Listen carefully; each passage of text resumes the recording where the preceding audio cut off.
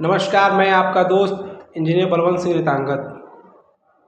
आज एक ऐसे शख्स के बारे में चर्चा करेंगे जो गरीबी और जाति के बंधनों को तोड़ के अपने जीवन के मुकाम को हासिल किए और आज के कलयुग में, जी हाँ,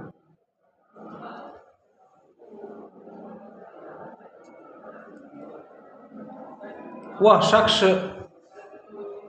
हमारे बहुत चहेते बड़े भैया के मित्र हैं।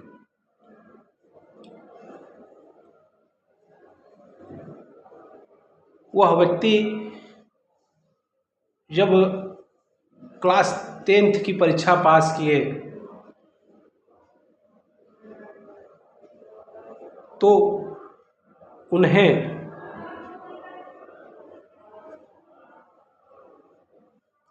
उनके पिता ने जवाब दिया कि अब हमारी जिम्मेदारी जो बेटे को पढ़ाने की थी वो समाप्त हो गई और बेटा अब आप अपनी जिम्मेदारियों को निभाएं।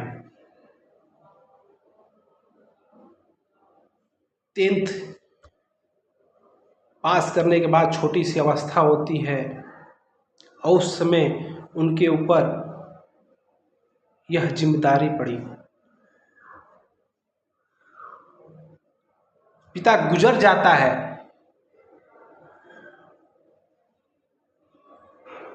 तो आपको जो हकीकत होती है वह मालूम होती है कि मेरे पिता गुजर गए, अब पूरी तरह से मेरे पे जिम्मेदारी आ गई है परिवार की, हर चीज़ की, मुझे उसका निर्वहन करना है।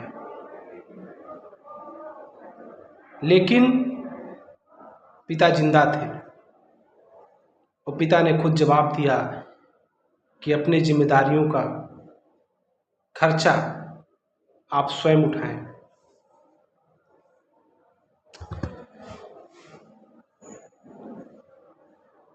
पिता मदद किए और उन्हें एक मोटर पार्ट की दुकान पर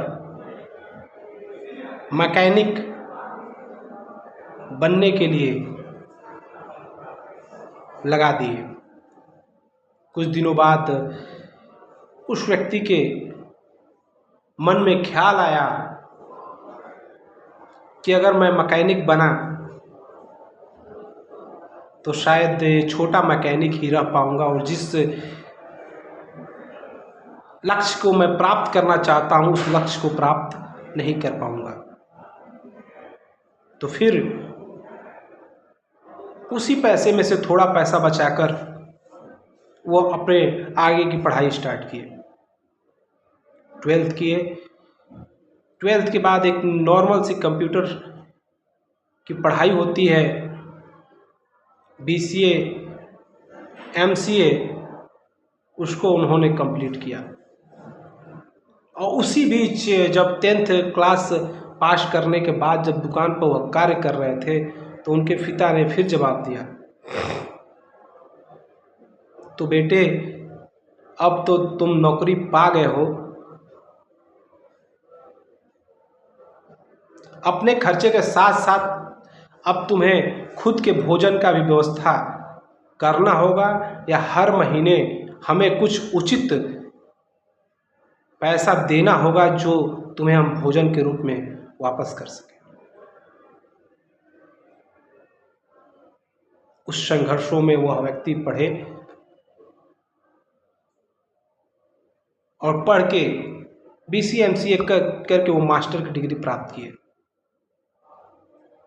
इतिहास में कहीं उन्हें मेंशन नहीं किया गया है, लेकिन छोटी सी संघर्ष की जिंदगी उनकी भी रही। मैं सोचा आपके सामने उसे रिप्रेजेंट करूं और आज के दिन में वो लगभग 50 लाख के पैकेज पे कार्य कर रहे हैं और अपने परिवार का निर्वहन कर रहे हैं। और आज भी वही स्थिति है अपने माता पिता से वो मिलने आते हैं और पिता का फिर आज भी वही जवाब रहता है कि बेटा, जितने दिन तुम घर रहोगे वह खर्चा, उतने दिन घर का खर्चा तुम्हें ही उठाना होगा।